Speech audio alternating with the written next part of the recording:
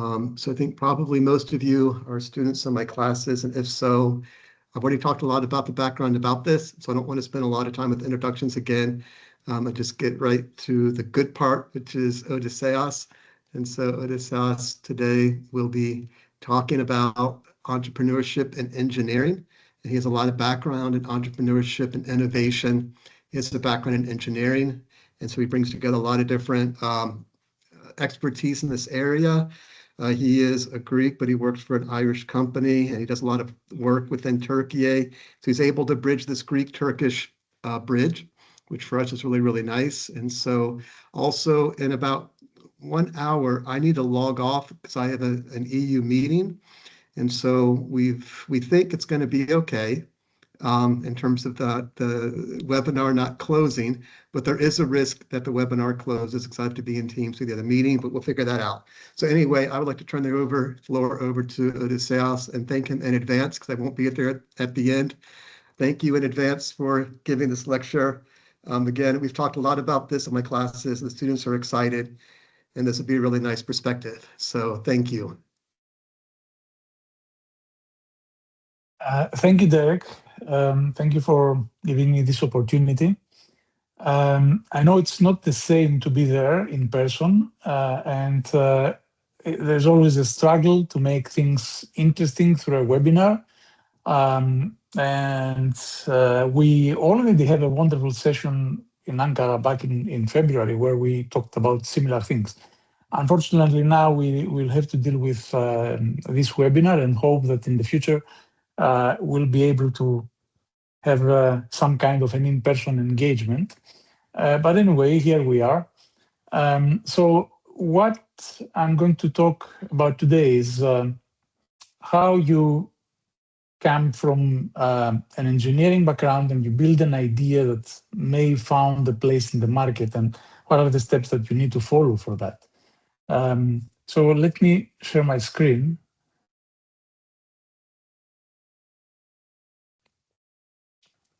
And we are here, so hopefully you can see it.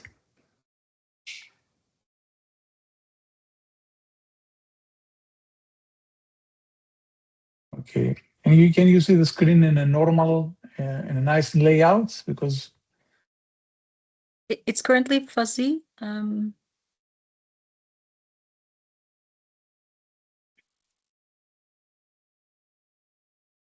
Not the same problem. It's blurry. It's fuzzy. It's blurry. Like a semi-transparent filter on top of it. Okay, let me try something else.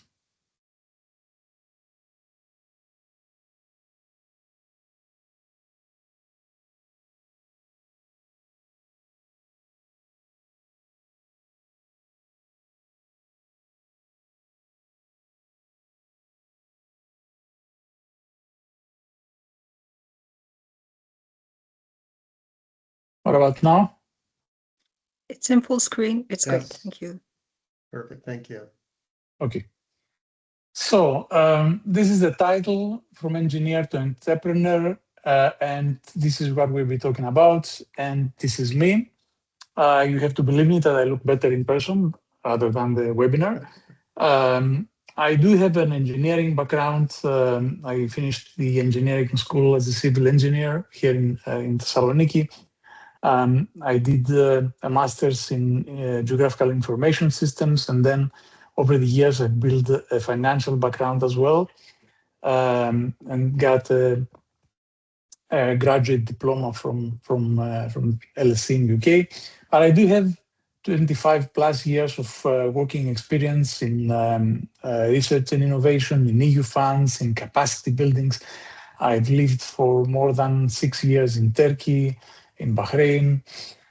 So I do have a kind of a more, let's say, global idea of what happens in innovation and how companies adapt to that, and how researchers evolve to be entrepreneurs.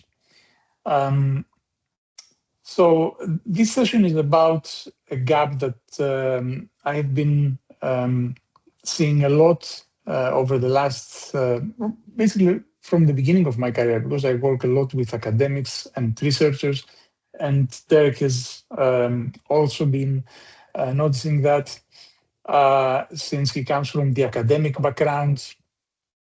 And the thing is that most researchers try to think entrepreneurially and want to be like entrepreneurs, but they lack the training and the mindset, and they don't know really how to do that. So this webinar is part of, let's say, some initiatives, training initiatives that we have in order to try to remedy that, to improve this situation. And it starts with students like you, because this is the first time that you will start considering things about entrepreneurship along with your other academic interests. So in this webinar, we'll talk about what we call the entrepreneurship readiness gap. And through that, we'll talk about the commercialization journey. So where do you start, where do you finish? In intellectual property, and why it is essential to whatever idea you may have. And of course, the route to market and how you fund that. We'll end with what I believe it's an interesting exercise where we'll ask you to go through a survey and create your ERL snapshot. We'll talk about that later. So, what is ERL? And maybe Derek here can have some comments or some idea on how to define that. But to me, the thing is that researchers lack readiness to access support, and we need that scale to measure that. And it's a simple scale, starting from 1 to 9, because we want to align it with other scales like TRL and BRL. We'll talk about that in a moment. And of course, in the early stages, we have minimal awareness. The most important distinction of ERL, which I forgot to mention, I should start with that, is that it's a scale to measure individual readiness of entrepreneurship. So the other scales that we'll talk about later on usually measure the readiness of a company, the readiness of startup, the readiness of the technology.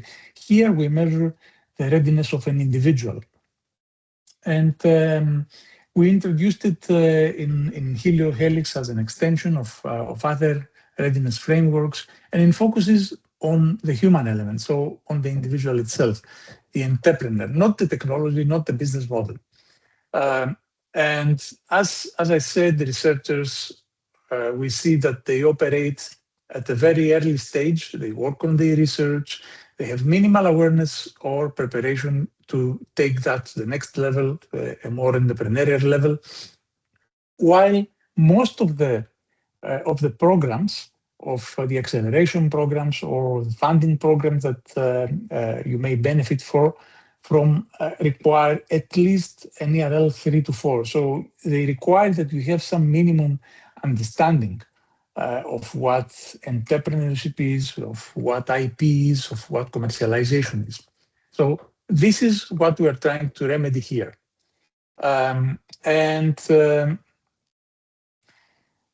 As you move on the scale, of course, you go from the early stages to more mature stages, and you end up in ERL 9, where hopefully you have already launched your startup or you're ready to launch it. And this is how we could compare the ERL with two other very popular frameworks, the TRL, the Technology Readiness Level, developed by NASA in the 70s and standardized in 2013, and also a framework that it's widely used in Horizon Europe and other EU grants since the previous framework program, the Horizon 2020. And then we have the BRL level, because the TRL level, as the name suggests, focuses on the maturity of technology and functionality of technology, but says nothing about business. So we might start with the business readiness level that can describe the commercial viability and the market readiness. And we use them together because not only we need a technology that works and the technology that we can build and deploy, but we need also a business idea behind that we are able to sell. On top of that, on top of these two, or rather at the bottom of these two, sits the entrepreneurship readiness level. So this assesses the individual, the researcher or the founder, and the question that we ask is that person or you, are you ready to pursue entrepreneurship? Are you ready to become an entrepreneur? And again, we have 9 levels, starting from never thought about that to yes, I'm ready and I have launched my business and I'm ready to take that operational.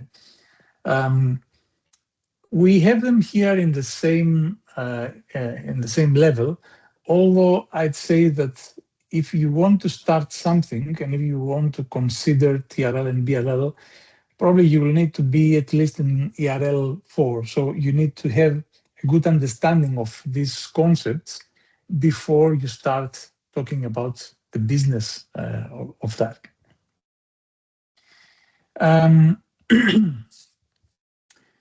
So we already talked about the problem. Researchers have great ideas, but the entrepreneurial readiness is low. Because of that, often they cannot access programs and they cannot access funding and they cannot talk to investors. And this is what we're trying to remedy. And the ERL evaluates 5 core dimensions. So if you deconstruct it, we need to measure 5 things. We need to measure business management skills. So how good researchers understand market dynamics and fundamentals. We need to check and evaluate motivation. Is there an internal drive? Is there confidence? We need to assess resource awareness, knowing how to access available support. And then we have personal entrepreneurial skills like leadership, creativity, all these soft skills that are necessary today. And finally, opportunity identification. Now, we may change some of these components. It's an early framework and we are still trying to evolve it and develop it, but more or less, these are the things that we look for. And these are the things that we look as investors. If we want to invest in an idea and when we assess the team, these are the things that we look at the team before we take the decision to fund them. So even when we have great technical solutions, and these are mature, and we have validated business models, a lot of times ventures and startups fail because they don't have founders that are entrepreneurially ready. And there is a distinction between research entrepreneurship and regular entrepreneurship. So the kind of entrepreneurs that you see in Shark Tank, for instance. So in a tech startup, the concept is move fast, break things. It's work on a lot of iterations, build, launch, try, change, pivot. The founders usually own the IP, and they start from bootstrapping. So they start from funds from friends and family. And there is a failure of fast failure because you need to try something and then go to the next idea. In research commercialization, we have a totally different framework because usually researchers work within a research institution, within an academic institution, and dynamics there are very different. So people move more carefully, they try to protect everything. And because everything starts from certain research. You need to be able to protect that research and de-risk whatever may come up next. And then, only then, you're able to launch. Another distinction is that the university owns the IP most of the time, not the researcher. There may be some sharing, but usually the university owns the IP.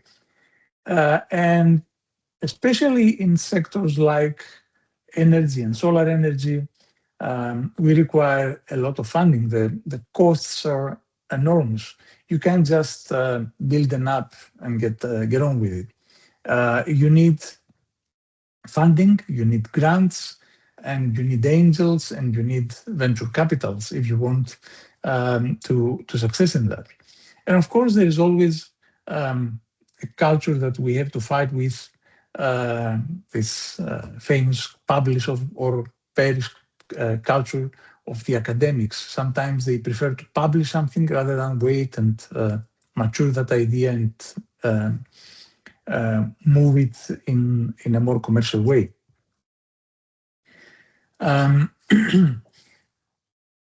Within exploitation and commercialization, we also have social impact. So these are three aspects that we need to take into account, and they are not the same, and we need to find the sweet spot. So in exploitation, the idea is that we use the research results for any purpose. So we publish, we release open data, we try to maximize the research impact, create something good that other researchers will take and derive something from that. With commercialization, we try to create economic value via products, via services, via licenses. So we're trying to build a sustainable business model here, okay? A business. But on that, and if we want to be socially beneficial to the world, we have what we call the social impact. So if you manage to solve a societal challenge, especially one aligned with the Sustainable Development Goals, the goals defined by the UN, then even better. Then we also have a social benefit, and maybe we can measure that. Now, what we're looking is the middle. So we're looking for the sweet spot. Now, if you find an idea that's commercial, but it doesn't have a social impact, you can still go for commercialization, even though it doesn't produces enormous social benefit, as long as it's not something that will damage society or the world. But the sweet spot is where we can find something of all three. Now, the brutal truth, why innovations fail? And we are talking now about academic innovations. These are the 6 reasons. Most of the research points to that. We have publications that come too early, so academics lose their patent rights. We have cases where the academics didn't check about ownership, so they proceeded, they started working, they announced something, and then they realized that somebody else in the world also had the other idea. But that other person was faster than them, and there is already a patent on that, or there is already some kind of IP. Sometimes researchers are excited about something that nobody actually wants. So there isn't any problem. There is a solution looking for a problem. This is very common. And they often take a wrong commercialization route. So they license when they should have created a spin-off. And because of that, they run out of funding and competitors chip in. So a lot of things happen badly when you start on the wrong foot. So most of these failures are often predictable. So you see them and you can prevent them. but you need to know how to understand them. That's why we have this dual track, the TRL and BRL. And on top of that, as I explained in the beginning, we should implement also the ERL. But supposing that you have already reached a good ERL level and you are ready as an individual to start a business, so you are somewhere in ERL 3 to 4, then the dual track that you have to follow towards commercialization requires that you advance in parallel. So you advance the technology and at the same time you're working on business readiness. I would add here that at the same time, even without you knowing it, you also evolve as an entrepreneur because you're going through all these steps. And sometimes they are not always aligned, but they are more or less at the same level. So there's no point in having a technology that it has a very high TRL. So say you have a working prototype and it works fine in the lab, but you have no idea on how to validate that, how to take that in the market, if anybody wants that, and how you will be able to scale that up. So that is why you need both scales to work out. And you start with TRL, obviously, because if you don't have an idea, there's no point. If you don't have a technology, if you don't have the science, there's no point in discussing, and you start from the academic background. So TRL is where you start. And these are some examples that will show you what are the stages and what the typical funding that each of these stage is entitled to. So if you are in an early stage, then you're looking for research grants. If you are in a prototype demo, then you're looking for industry partnerships.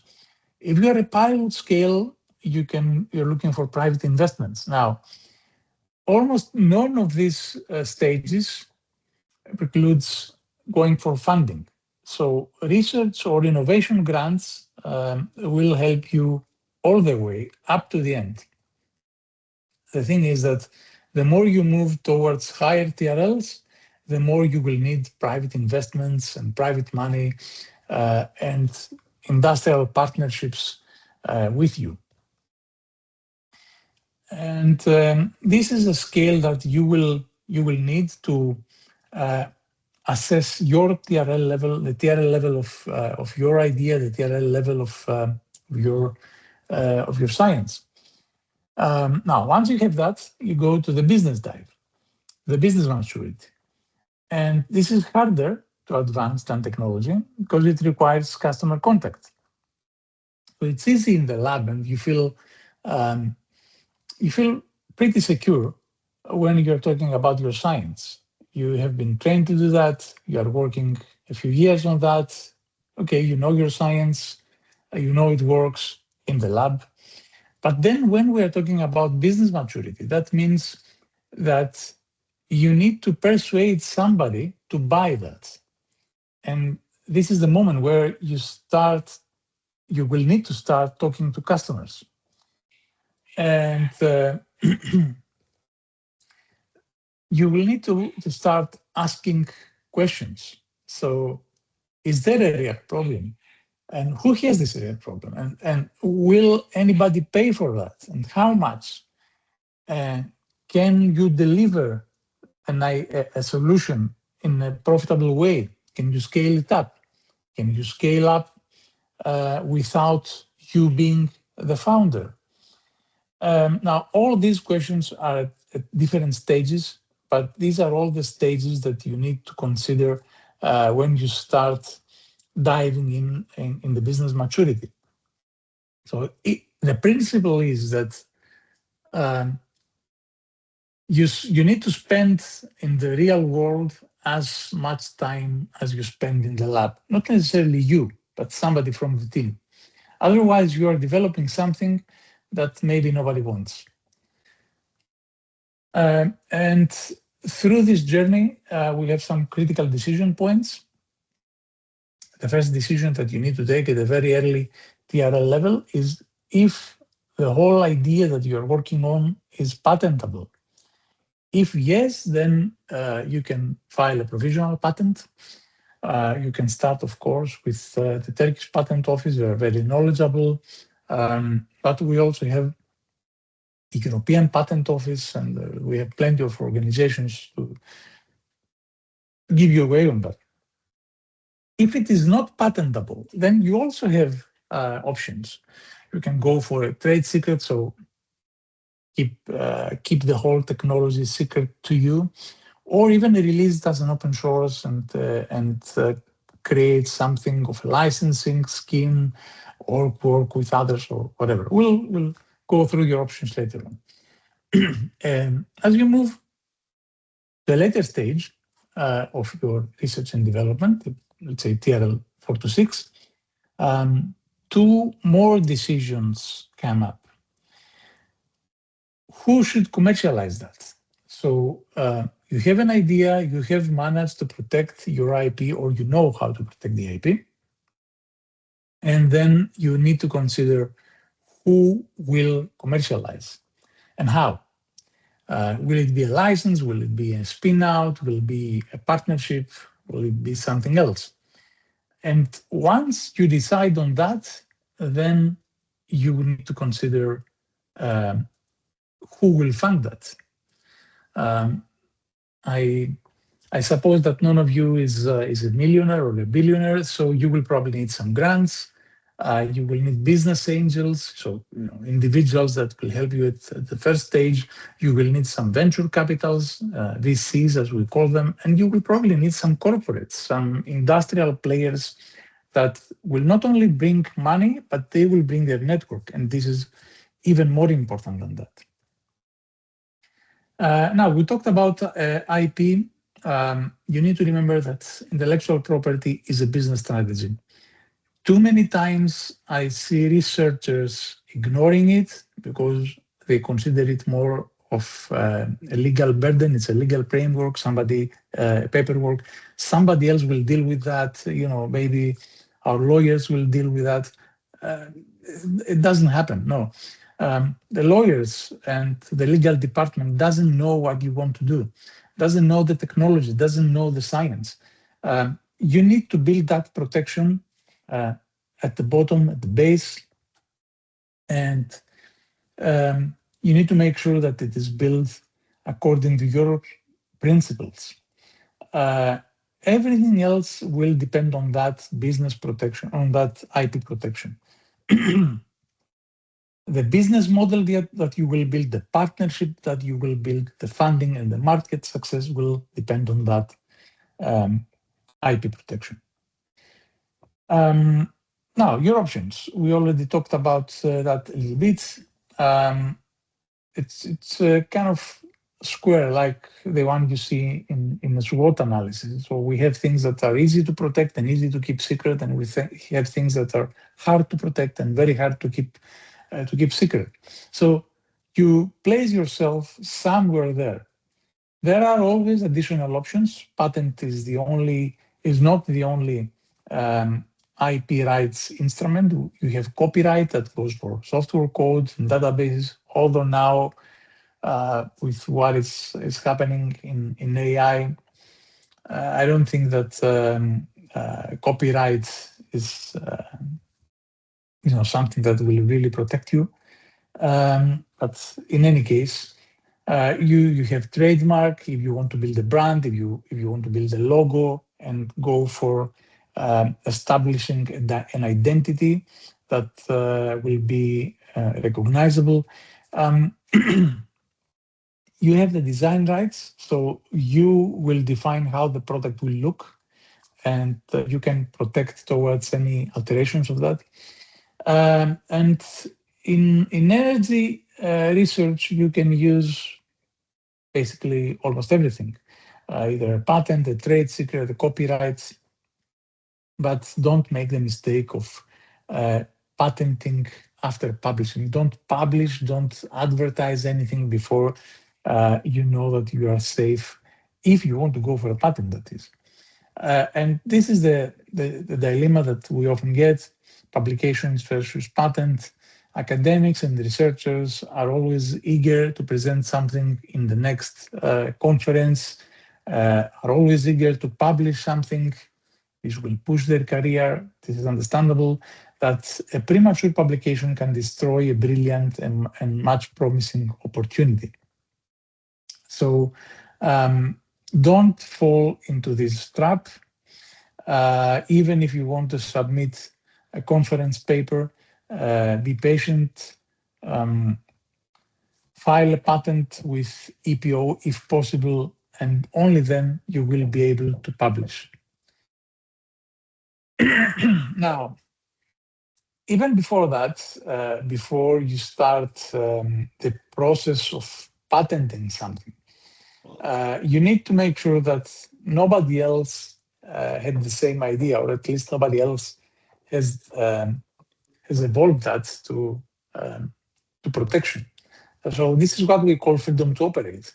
It's the ability to carry out a specific commercial activity, like manufacturing, selling, without infringing, without stealing the intellectual property of somebody else. And why do you need that? You need to avoid that because otherwise you may fall into legal battles, into financial penalties, and you need to make sure that you have a clear path to development, to manufacture. And this is something that investors will always look into. Now, how do you do that? You need, first of all, to know your product, clearly be able to clearly describe what it does and how every part of it works. And then you start looking for existing patents, for work that has been done in the past by others. And there are places to search for that in SpaceNet, in Google Patent, in WIPO. I'm sure that Technology Transfer Office of your university will be able to help you. And once you understand these claims, then you will be able to figure out your position. If there is a patent, maybe you can use it. Maybe you can contact the patent owner and work something together. Or maybe you can avoid that by changing something in your idea, in your science. Patents are difficult. You will probably need help from a professional, and preferably a patent attorney once you are ready to publish something, or if you want to be absolutely sure that there is no danger. And your options in the case that you have an idea and you realize that you're able to use it, you are able to commercialize it, are the ones that you see here. So if a core technology is clearly covered by some other competitors, so you find in your freedom to operate search, you find something, then the only road is to license it or design around it or abandon it. If there is a potential patent overlap that requires legal analysis, then probably you need to go to a patent attorney and do a professional freedom to operate analysis and risk assessment. So you find something, you think that there is an overlap, you're not so sure. This is the road path. If you don't find anything, then you're sure that this the science that you're working on, solution you're working on is clear novelty, there are not blocking patents, then you proceed confidently, you have your freedom of operation, you start filing your own patents. Now, I have some cautionary tales here, a case of a university spin-out developed through by some academics. They didn't check the FTO. They evolved into a spin-out, and then suddenly they were sued by a major corporation, and they had to shut out. I will share this presentation, of course, and you will be able to use these links and find more. So you did your freedom to operate research. You know that you are safe. You know how to protect your IP, and then you need to explore the roads to the market, the main routes to market. And these are your main commercialization options. So we have licensing, we have a spin-out, a partnership, we have open innovation. Licensing is usually what happens in most of the cases of the academic startups, licensing and spin-outs. So we have secured the IP. The IP is strong. It fits existing IP in the industry. The team stays in academia and they license that IP to the industry. So you find something, you patent it, you protect it, and then you go out to the industry and you say, okay, this is the idea that we have. We are open for business. You can take it, you can use it, as long as you give us 2, 5, 10% of whatever revenues you create because of this idea. The trap here is that you set these royalty rates too low. And in a few years' time, if you don't evolve, a new workaround is found, the industry finds their way to bypass this idea and kick you out. So you lose your control. Licensing doesn't matter anymore. The spin-outs is a more clear way to commercialize and heavier on as well, because you need to create a new company. And you license the IP from the university. But in this case, you keep the operational control. So it's good because you will run the business and you will be able to take all decisions on how this science, this technology will be used. But at the same time, you will need to have a commitment. So this will not work if you want to still stay in the university and perform your academic duties and still have a say in a spin-out. You're either all in or all out. And sometimes it's a high risk because it requires a full-time effort. And it's preferable to the investors, but it's not preferable from the academic point of view. Then we have a partnership. It is safer. The decision-making is slower though, and there may be potential IP disputes, but it works quite well when you have a strong industrial partner on your side, and it can create complementary capabilities. It can share the risk. The revenue path is a bit more blurry, so it's something that you will need to negotiate with the industry, but it's safer than the spin-outs, and it gives you more control than licensing. And then at the end of the spectrum, we have the open innovation. Everything is free. You can share everything to the world. You are here for the glory after all, not for money.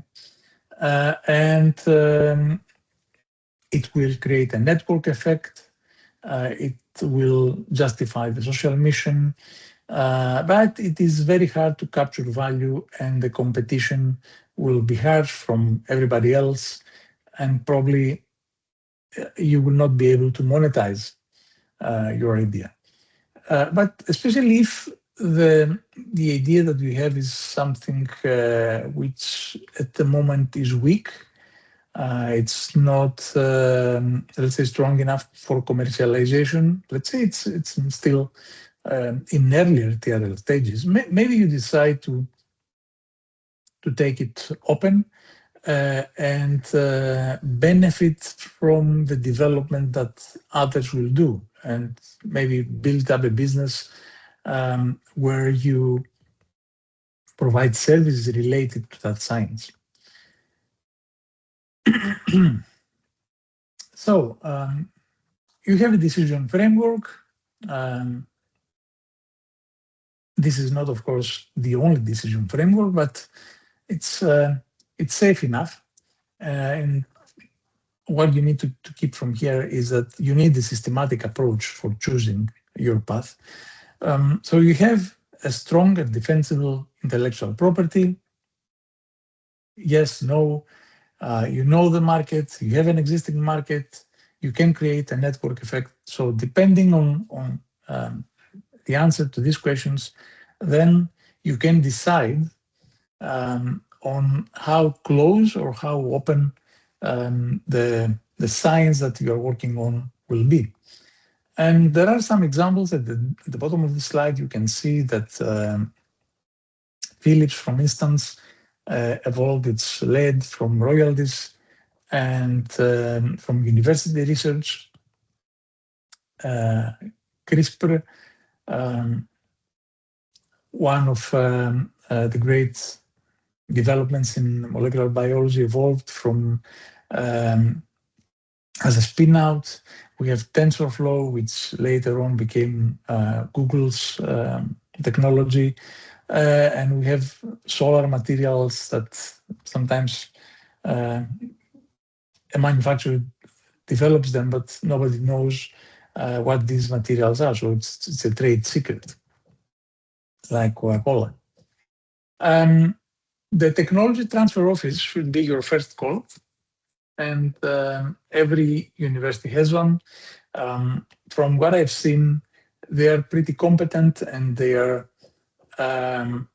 can offer a range of services in Turkey, in Turkish universities. But remember that TTOs are partners, and there are things that they can do and things that cannot do. So they will be able to help you assess the commercial potential. They will help you manage the patent filings. They'll probably help you negotiate licensing, but they will not write the business plan. They will not guarantee commercialization. They will not take up risk. However, you need to start collaborating with them early, even before publication, so that you build some trust and make them a partner.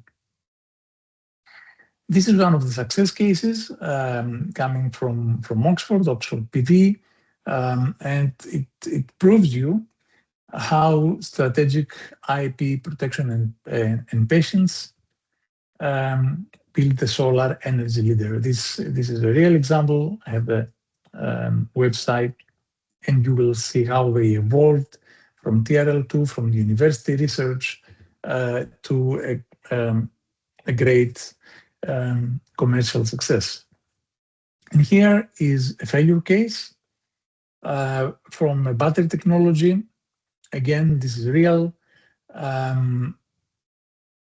This is one of the cases where they published results too early. They didn't check for FTO.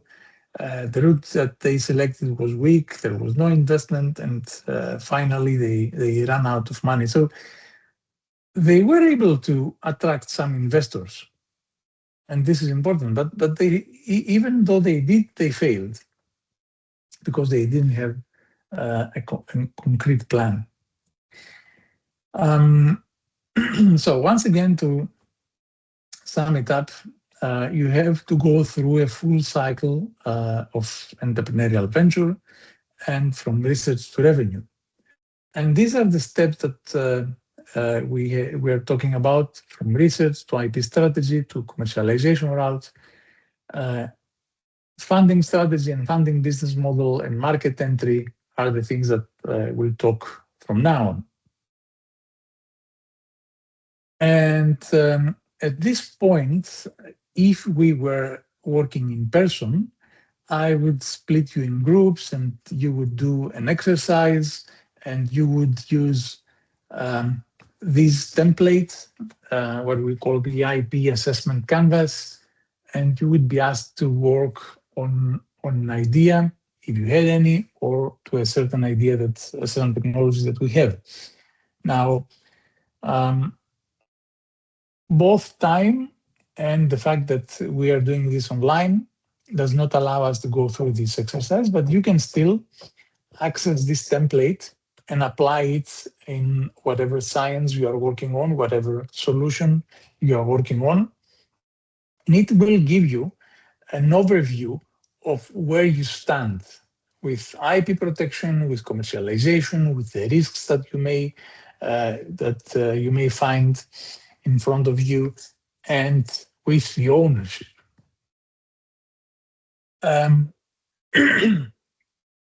So, progress so far. We have been building the commercialization roadmap step by step. We have already talked about problem identification, the business opportunity. I hope you understood this. We talked about IP assessment. We talked about commercialization.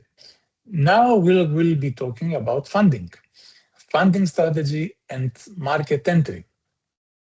And at the end of the session, I will ask you to do an ERL snapshot. This may be fun, actually.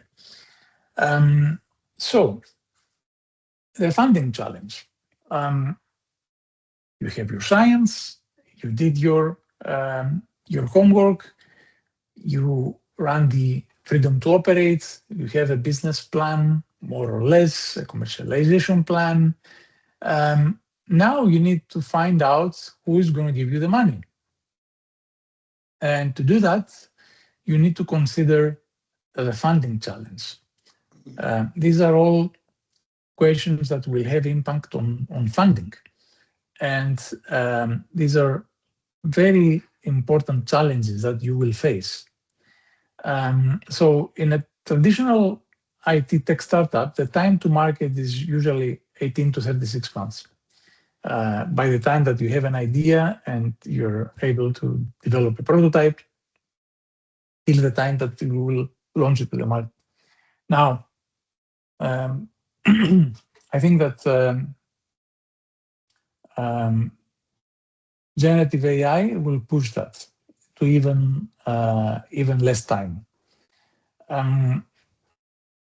In a deep tech research venture, like the ones that you will probably working on, so a company as a research that involves, let's say, new materials, new technologies in solar energy, then you will probably need a longer timeline.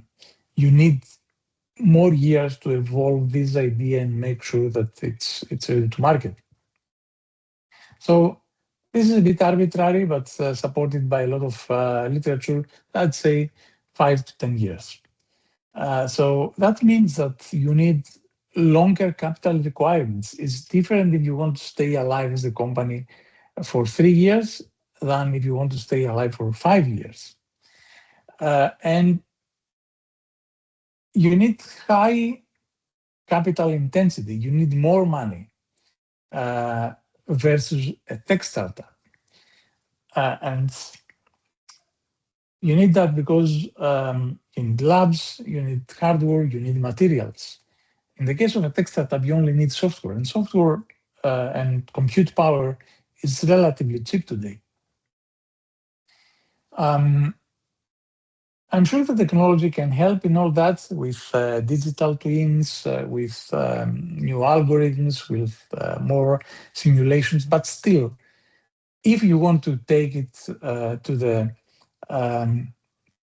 the market, then you will probably need something more than that.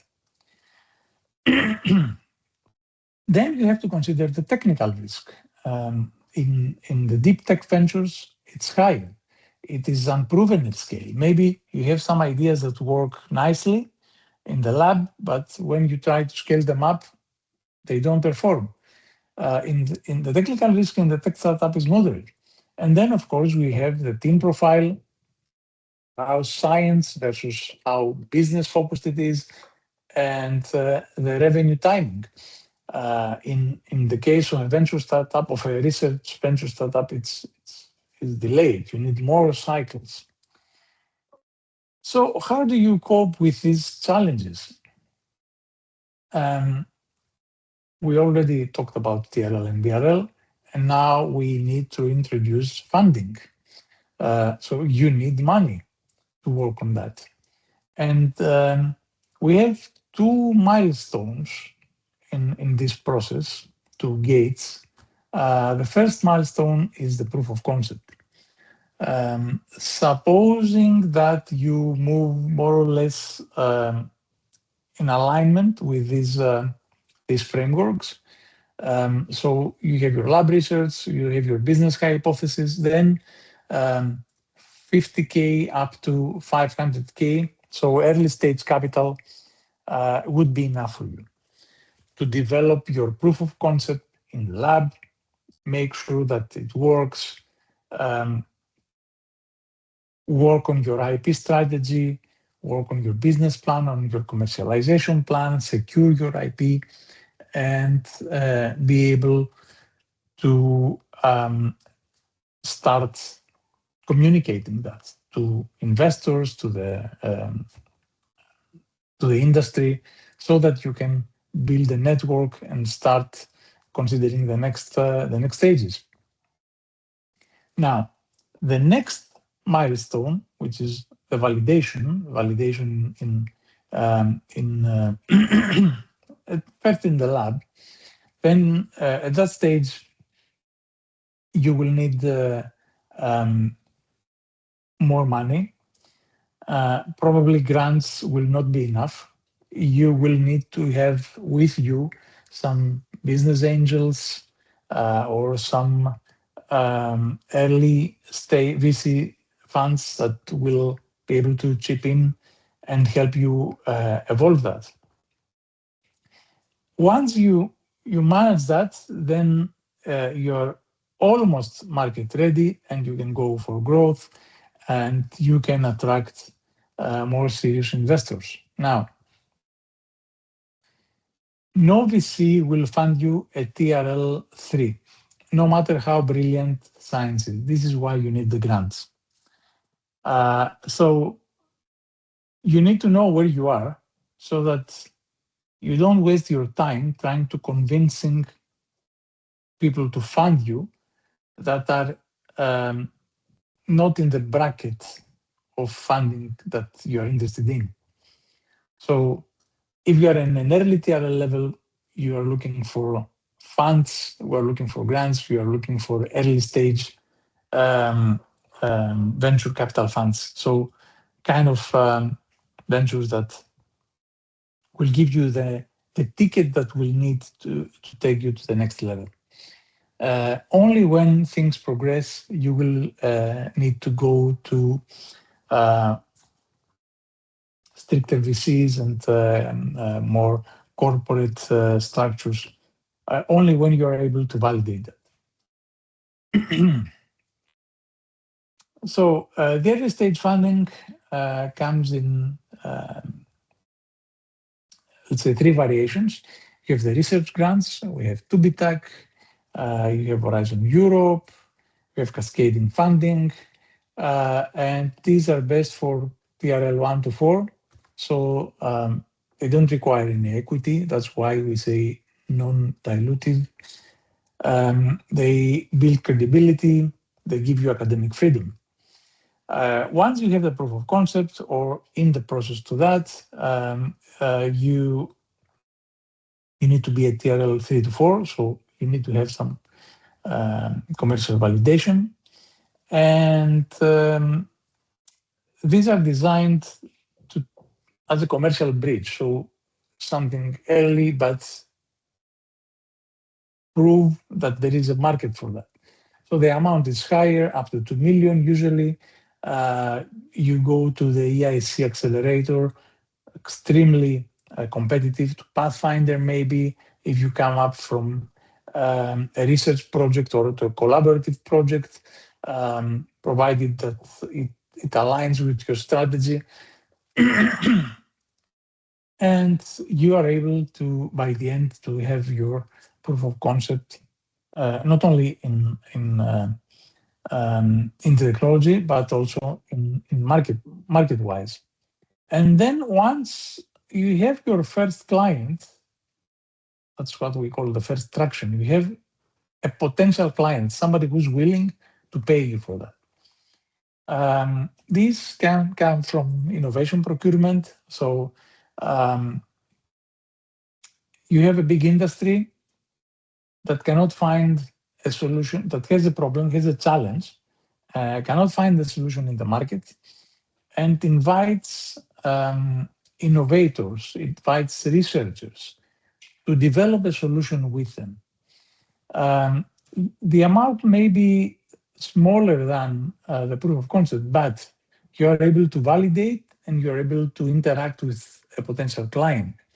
And if you manage to solve the problem, then you have your first client. So you create market value, you create your network. Of course, keep in mind that all these amounts are indicative. And early stage is always about using other people's capital to prove that your technology works. Of course, you will chip in, you need to have skin in the game, but you're not losing, you're not risking losing your house, you're not risking losing your whole, your fortune. Excuse me. So then we go to growth stage. So there are a number of tools that help you go through all the stages. Incubators, accelerators, the first one that you enter. It's great for teams that are ready to commit full time. It provides some mentorship, it provides a network. There are even acceleration programs that do not require equity cost. Of course, they will not, some of them will help you only with services. So they will give you mentorship, they will give you the network, but they will not give you any money. We have Solar Cup Accelerator program in one of the projects that we run an accelerator. And although we are not giving any money, we may help with the mentorship, we may help with the coaching, we help with the network. And at the end of the day, you will get access to real industrial problems. We'll talk about that at the end once we finish that.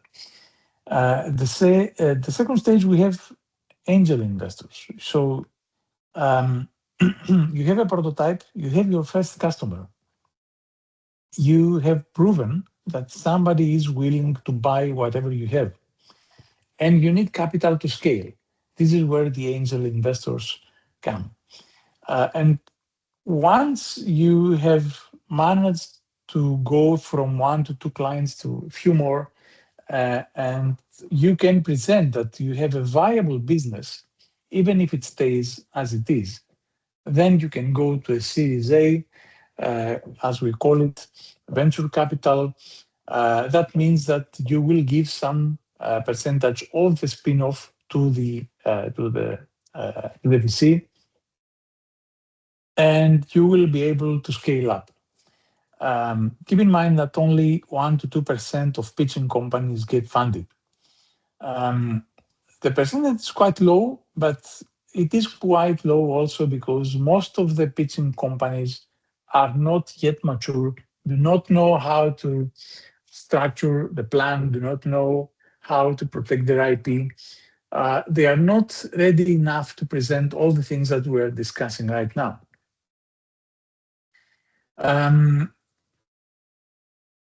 When you start as an early stage startup, there are some innovation support programs. I compared 3 of them here. We have one in Turkey, the big. It's not dilutive. It lasts for 18 months. It's good for technology startups at the idea stage. We also have the EIC accelerator, and now we have the EIC pre-accelerator, which is targeted to countries to widening countries. Turkey is a widening country. So we have a grant component in EIC accelerator, but we also have an equity component. So you can go as high as requesting 15 million in equities. So they will give you the 15 million if your idea is good enough, but they will require a percentage of the company. And in this case, we're talking about high TRLs where you are already in the market, you have traction, you can prove that you can scale up. So you have the team behind you, you have sorted out all the difficult challenges and the early stages, and you are ready to scale up. You're ready to compete with in a global scale. The Innovate UK has also something similar with the EIC accelerators. So, what investors actually look up? And I have to say that as Horizon Europe and other EU grants evolve, this entrepreneurial mindset is even going to the evaluators and to the way that the proposals, the calls are structured. So let's say 3 frameworks behind, that was 14 years before, let's say 2000, 2005. The grants, even the European grants, didn't place a lot of weight into commercialization of these ideas. They were fine if you were going for open science, if you were going for scientific excellence. It was only in, I believe, FP7 or Horizon 2020, I think FP7, when the TRL was introduced. I think it was, no, I think it was Horizon 2020 that it was introduced. So as we move on, I see that more and more calls, more and more European initiatives require you to have a commercialization concept, a commercialization mindset. And almost every paper, every report that you can find from the Commission or from EU agencies points out that EU is lagging behind in innovation.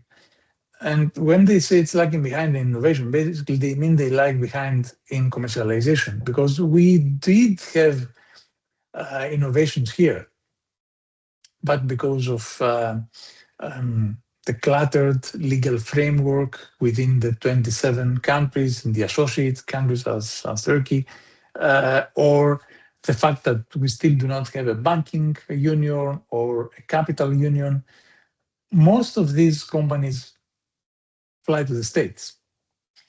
So even if a researcher has a wonderful idea and would be able to build a successful company in Europe, prefer to do that in the States because the market is more mature there.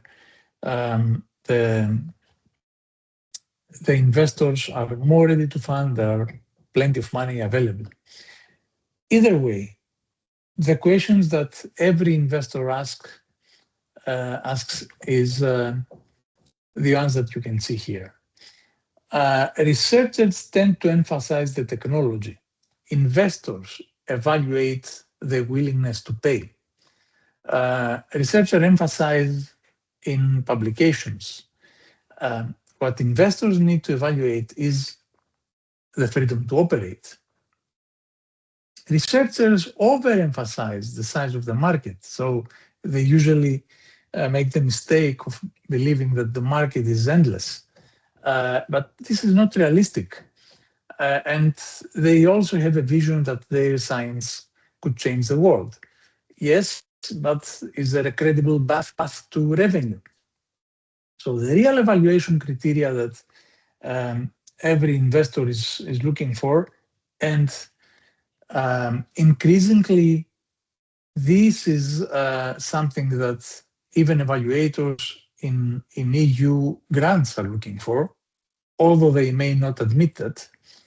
It's the team and the domain expertise and the business experience of the team, the markets, like the customers that you can reach, the regulatory barriers, timing, the technology and IP that you have, if it is hard to replicate, if it's scalable, and the traction, the customers or the network or the early revenue or the partnerships that you can bring into the fold.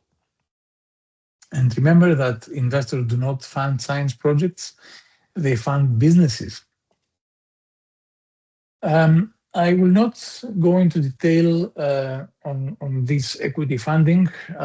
It's too early in the morning now, but you can try it yourself. When you have a company and you want money, you need to give equity. So it is the only asset that you have. So you need to give a percentage of your company. And when you start in the seed round, you may give a 15%, but every time that new money flows in, you end up with a lower percentage. And there are always pros because new funding and money flows in, and you are able to materialize your dream. But there are also cons because you risk loss of control. There's a pressure for exit, and you are diluting yourself. So you need to keep a balance with non-dilutive funding, which comes from grants, from loans, from revenue, and from equity funding. So you need to consider this both in the equation. Now, you need to be ready to pivot. You need to be ready to do something different and reframe your pivot as a strategic adaptation. So there are a lot of examples of companies that starting doing something different, and then sometime in the process they changed. So start doing that at the very early. So start exploring scenarios that may be not the scenarios that you anticipated in the future, in the beginning. So start considering what could go wrong. And if that something goes wrong, what are the alternatives? What are the pivoting steps that you may need to take? You may never need to take these steps, even better, but start considering them early. There are some signs that will help you to pivot versus to endure. And the signals to pivot is that the technology that you are working on faces some fundamental barriers. Maybe there is a very difficult problem that you were not able to solve. Maybe the market is problematic. Maybe the regulatory framework is very difficult to overcome. On the other hand, there are some signals that will show you that maybe it's worth insisting. And the most important signal here is that you have some traction. You have even a small base that loves the product.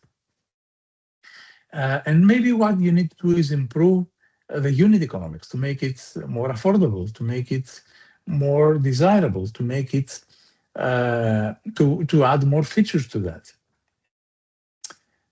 In both cases, the problem is real.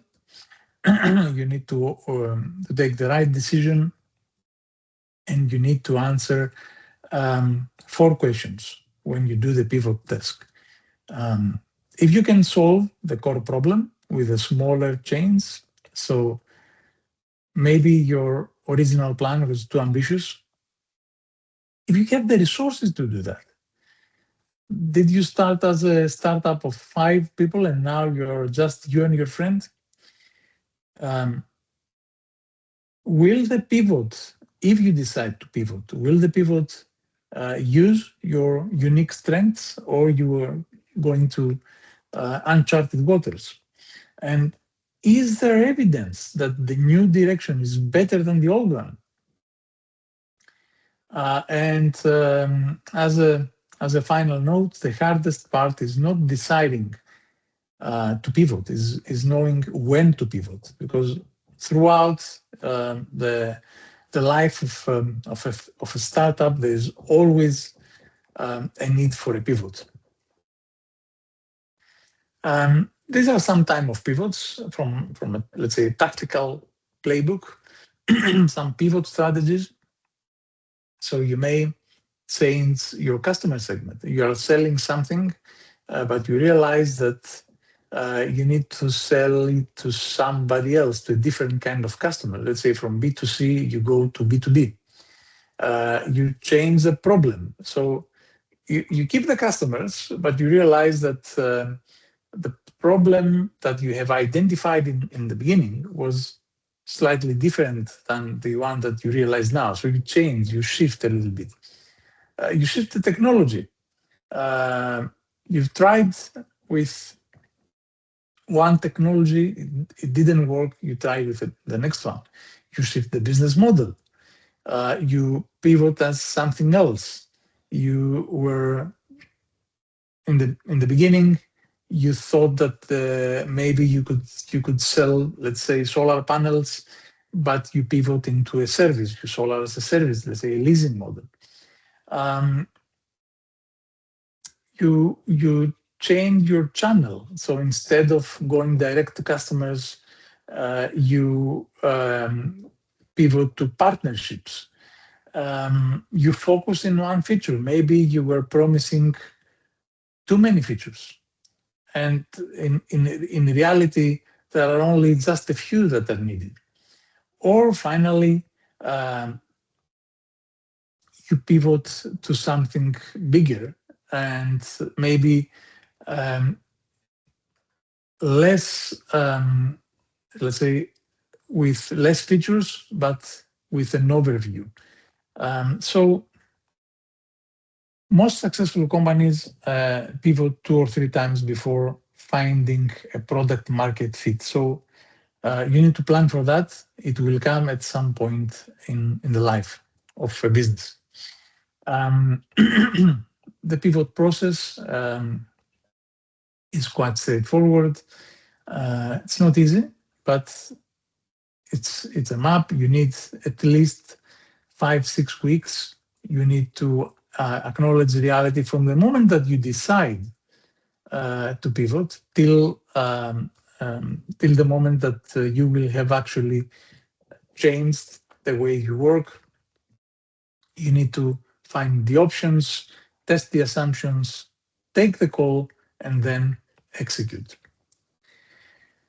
That's a funding success story from the industry, and it shows you how they started from 150 grants and a proof of concept, and they evolved from TRL 3 to TRL 8, and they evolved today in successful business. And again, a failure story with a brilliant technology and a very strong IT and a great team of scientists that started too early. They raised money too early. So they were able to convince investors to give them more than 2 million, but they couldn't deliver on their promise. and that was a very painful lesson that you can see. Now, common funding mistakes that you can make when you're trying to raise money. I think the most common is raising too early. Everybody is eager to find the investor that will give them money. It's if you are too early, don't even try that. You will lose your time. You will annoy the investors. You go for a wrong investor type. You find somebody who has the money but doesn't know the sector. This is not ideal because you need strategic investors. You need the kind of people or the kind of corporations that will help you increase your network.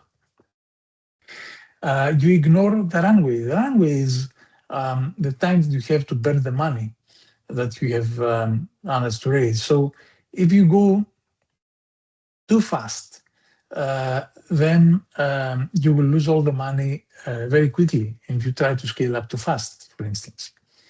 And of course, something that we have already talked about, you focus too much on technology and not in business.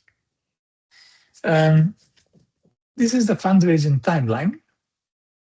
So the reality check is that it takes longer than you think, and even the months that I have added here are very optimistic. So from the time in public grants, more or less, we know this is the timeline. You need 3 to 5 months from the time that the proposal is submitted. No, sorry, you need 3 to 5 months to work on a proposal from the time the call is announced.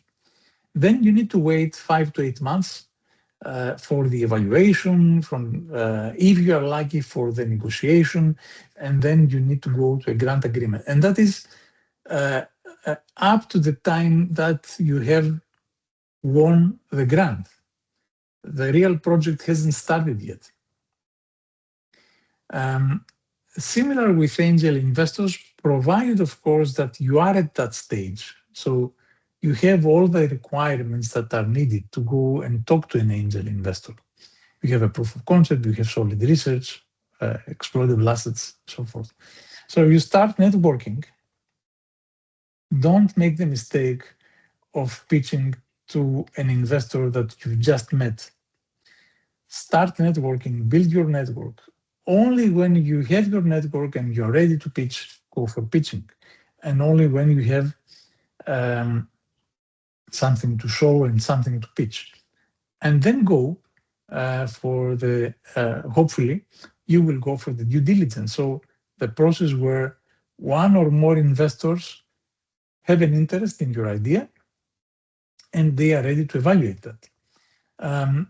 Similar pipeline with the venture capital. You build your networking, you build what we call the pipeline building. So you identify the VCs that are relevant to you. You start meeting the VC partners. Again, you try to build a network. And then you go into partner meetings. So you start meeting with them with a purpose of raising money. And if you are lucky enough, maybe after 8 months, maybe after 1 year, you will go to a negotiation. That means that you will be given a term sheet, a piece of paper, a document that will describe what they will give you and what are your obligations. And that, if successful, will close into funding. But again, these timelines are indicative. Experience shows that they are way longer. And of course, if you want to survive, you need to start raising money, whatever these sources may be, long before you run out of cash. Otherwise, it will be too late. So how do you build an investor pipeline? Fundraising is a business-to-business sales process. So that means that you are selling your business to another business, and the other business is the VC or the investor. And you need you need to identify investors who have invested in similar sectors and similar stages, and search in databases like Dealroom. And there are plenty of other databases in Turkey as well, and in Europe. So you need to identify who is looking for ideas like yours. And let's say that you start with identifying 100 plus potential investors, VCs, funds, whatever. And then you try to connect. And of course, sending a cold mail will not work. Very rarely cold mail works. You need to find somebody who can introduce you to them and find some mutual connections through the university, from our colleagues, and then you start filtering. If you manage to filter and, let's say, present your ideas in 30, then maybe you will get 10 meetings. And again, these numbers are totally arbitrary. I don't have any hard science to support these statistics. They are statistics that I have seen in my career. And out of these first meetings, maybe 3 will lead to due diligence. That means that the investors of these VCs will ask more information about your company. They will ask your financial data. They will ask detailed business and financial plans and commercialization plans to start looking at your business. So you open your books to them. And maybe if you are extremely successful and extremely lucky, you will get one term sheet. The paper that will describe what they're willing to give you in terms of funding and what they ask from you in terms of equity and obligations. Of course, it's a numbers game that you need more targets, you need more meetings so that you can have more due diligence requests and hopefully more term sheets. So it's a numbers game. Now, when you plan your market entry, you need also to connect your funding strategy to your business model. And remember something that we already said, investors don't fund technology, they fund business models. And you need to know how you will earn money, how you're going to sell your solutions before you ask for money from investors. And this means that you need to consider 4 questions. They come from the business model Canva, but with a twist towards sustainability, because we care about sustainability. Of course, the value proposition. Who cares? Why should we have that? What this solution, this technology adds? The customer segments. Who is going to pay for that? The revenue streams. How much are you going to earn as a company, as a startup, and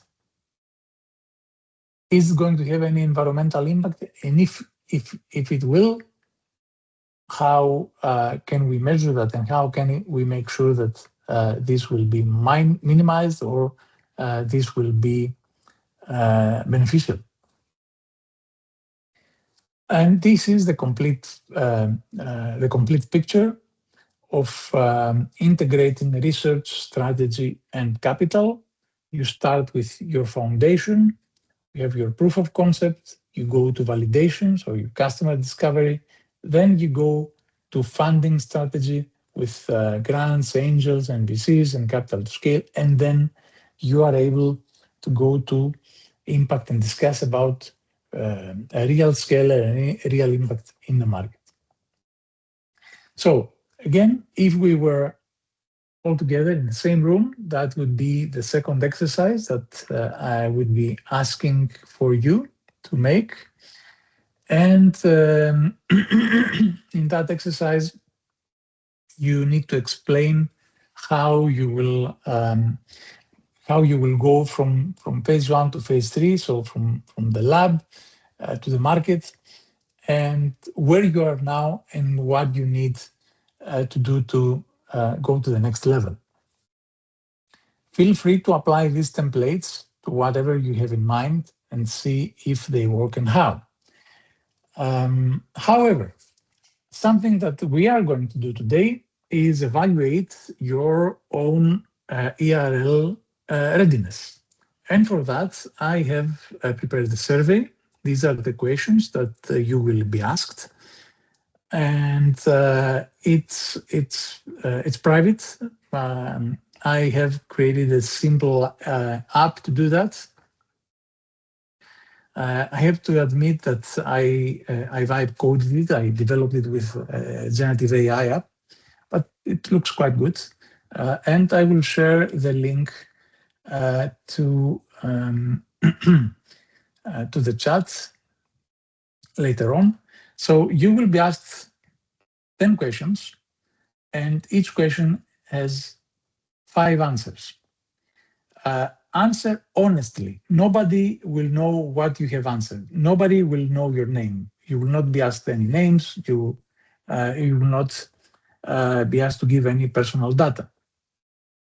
Once you complete the survey, you will get a score that is evaluated using this table.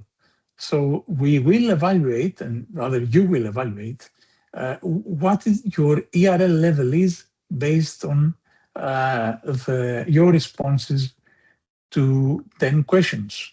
So let me stop sharing now, and I will give you the link to the app in the chat.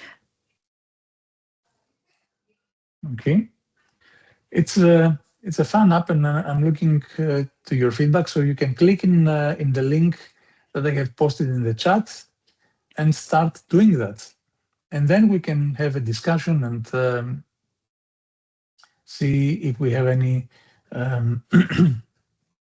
Yes, Handa. There was a question raised. Would you like to address it now or later? Dear We Priyanka, can address it later. We can address it later. Thank you. Thank you.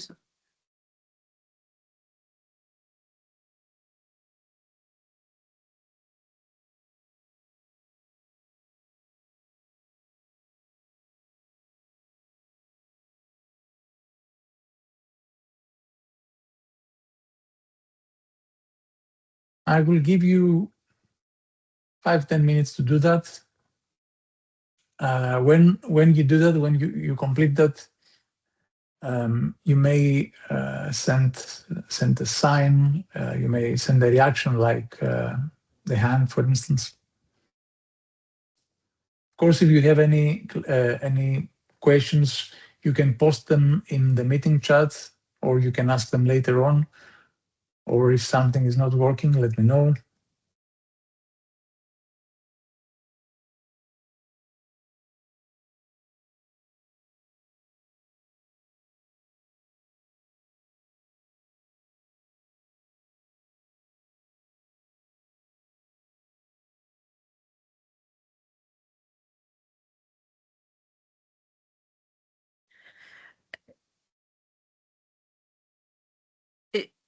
Dear Görkem, if you can try several times, it gave the same warning to me as well. But if it's not still, okay, you have different type of warning.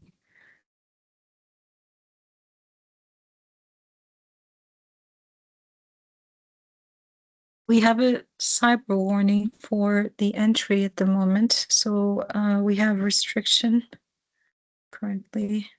You can try to do that in your mobiles. It works quite well in the mobile as well, and I can assure you there aren't any cyber dangers in that. Okay, so So Daryl, if you can, if you have access issues, if you can try your mobile phones, that would be appreciated. Thank you. If the problem is still persisting, please let us know so we can look at it accordingly.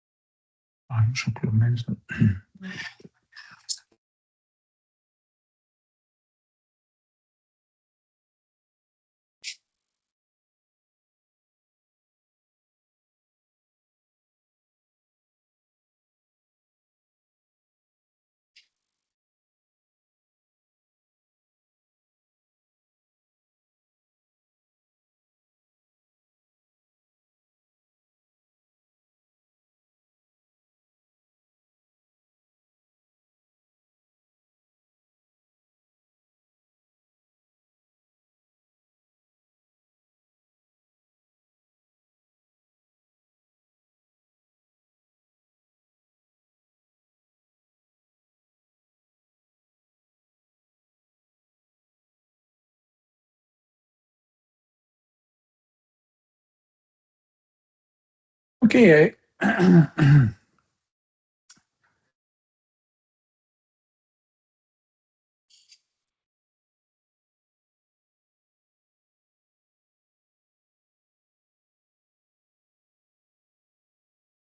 Yeah, if you try to go through that from mobile from the university Wi-Fi, it will still not work. You need to go through mobile.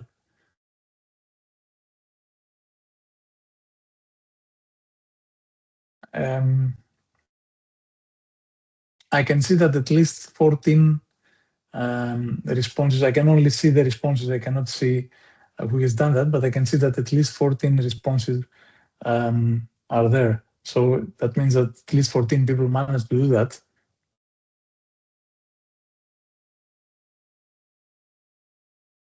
Anyway, you can always do that later on. Dear Odysseas, may I suggest at least Yes. for those that are not accessing, if you can share the let's say the page, at least what questions are asked. The questions are the questions that I saw in the presentation. So you can see the questions, you can see the way that we evaluate them. But I think that even if you try outside the university cyber worlds, you will be able to access that. Well, it works for me, and I see that at least, let me see, yeah, at least 13 people have managed to. So it works for some, it doesn't work for others. If you have any restrictions on, let's say, cyber warnings, it may not work because it was developed in a Gen A app. But anyway, so let's open the floor now for discussion, and I will try to address the first question: how to test your business model is worth investing or not. Indeed, researcher viewpoint is different from an investor, and we've talked about that. I think the only way to test the business model is talk to the clients, talk to the potential customers, talk to the people in the industry, and have an honest talk with them. I see a lot of times the situation where a researcher is rushing into the solution. They develop, very nice portals, nice applications, software, leaflets, presentations. But when I ask them, have you talked to anybody in the business? So let's say that you plan to work with industry and improve the solar panels that industrial players use for energy in their installations. Have you actually talked to anybody from that business? Have you talked to people that are using all their technologies at this point? See if, for instance, they are willing to pay something more to replace them. Have you talked to people that are facing the problem that you are describing? So you have identified the problem, right? Who is facing this problem? How many people that you claim that are facing this problem have you talked to? Because often when I ask that question, the answer is zero or very few. So if you want to test your business model, and if your business model is worth investing, is find out and talk to the potential customers. If they are willing to pay, and if they tell you that, yeah, okay, this is a good idea, maybe it's worth paying for, then you have potentially a foundable idea.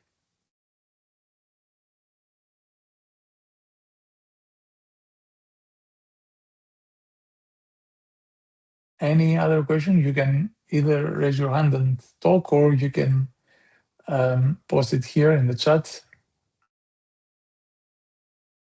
Maybe in the meantime, I can just address some of the points that Derek had mentioned, just as a important recap of the session as well.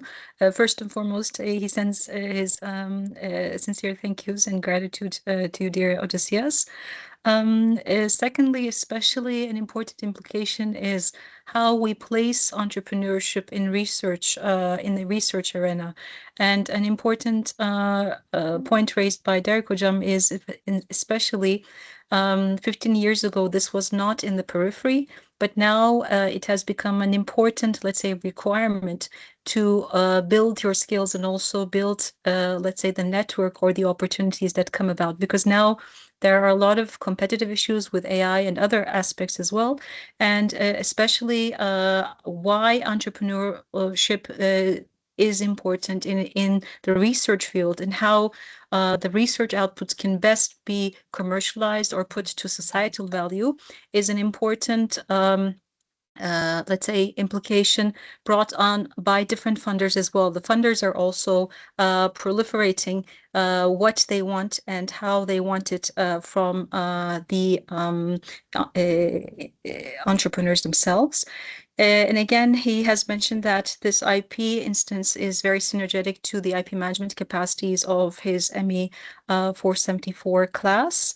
Again, he mentions and gives very nice credit to Odysseas's very clean and sleek presentations, which is a very important implication, especially to presenting ideas. As engineers, often we are very, let's say, strong on our idea, but presenting it and proving a point and being relatable to other people is also an important, let's say, attribute to get your idea through and also support other initiatives to follow. So please be building on your presentation skills and people skills in that manner, as Odysseas is a true and clear example for that.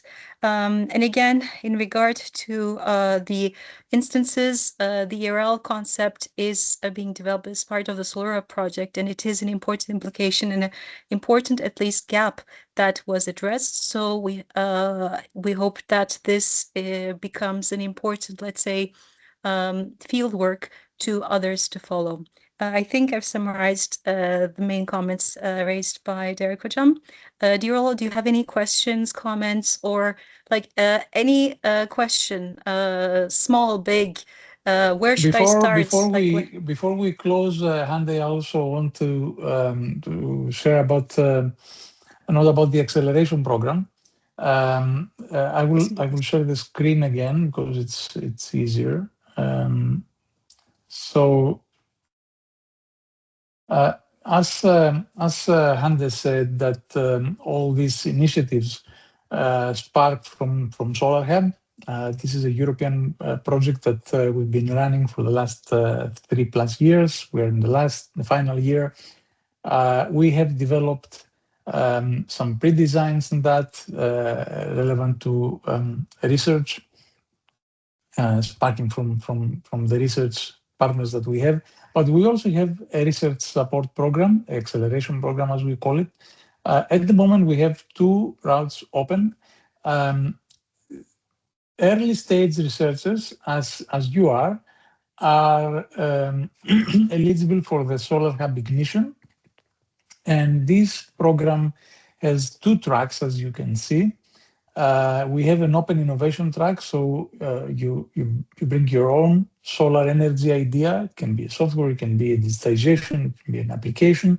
Or we have a challenge track where we have identified some challenges and you suggest a solution for these challenges. Now, I can offer you some coaching, some mentoring, but nothing is mandatory. We don't have, for instance, mandatory attendance in events. We don't have mandatory coaching sessions apart from one session just to guide you through the whole process. And the application process is really, really very, very simple. So it will take you maybe less than half an hour.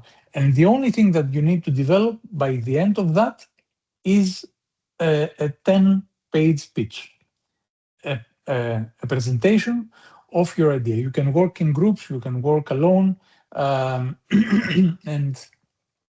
participate in that. At the end of the process, we will select the best ideas and we will present them in front of investors, in front of industrial players. We run that in parallel with the Synergies program, which is a challenge-driven program. Here we have real challenges coming from the industry, and we are looking for solutions to these challenges. We have a submission deadline for in more or less 20 days, but as I said, it's very, very easy to participate in that, and I believe it will help your network, it will help your position, it will earn you a lot of knowledge even going through this process. And we are also considering incentivizing that with some prizes. I cannot announce it yet, but we are thinking of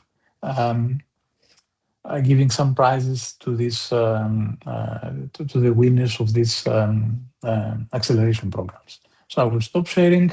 I will share the links. I will share the links here. And I hope that you will find some interest in that. Any further questions from our audience that they would be interested in? Again, please feel free to reach out to us via our Solar Hub page or our individual pages, especially Odysseas is very active on LinkedIn as well. So please feel free to reach out. Again, the Accelerator program is a good opportunity to build on your idea or to use the first engagement to create a certain leveling of where you would want to go. So if there are no further questions, maybe we can end with a picture. If you'd like to open your camera, please do. If not, then we can just take a group picture and end the session for today if there are no other questions. So if you're available and if you'd like to, if you can open your camera, that would be great. If not, then thank you.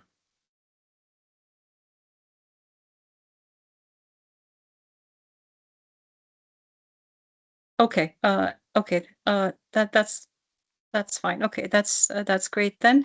Then thank you everyone for your participation. Thank you, dear Odysseas, for the insightful content as well. I'll leave the last I'll leave the last words to you to build on the moment and also to follow up. So please, without further ado, again, please, the word is yours. I hope that everybody is still awake and they will have an interest in revisiting this presentation and hopefully doing the survey. I think it's interesting. And please feel free to connect with me in LinkedIn and in Substack. I have a lot of useful information there, and you may find it interesting. We will share the presentation, I suppose, Handa, so the links are there. Okay, so thank you again, everyone, for your contributions. Please feel free to reach out for any questions, any comments to follow. Thank you again for your interest. You're already one step ahead in trying to valorize your knowledge and your resources. So thank you again, and have a beautiful month of May. Thank you. Bye-bye.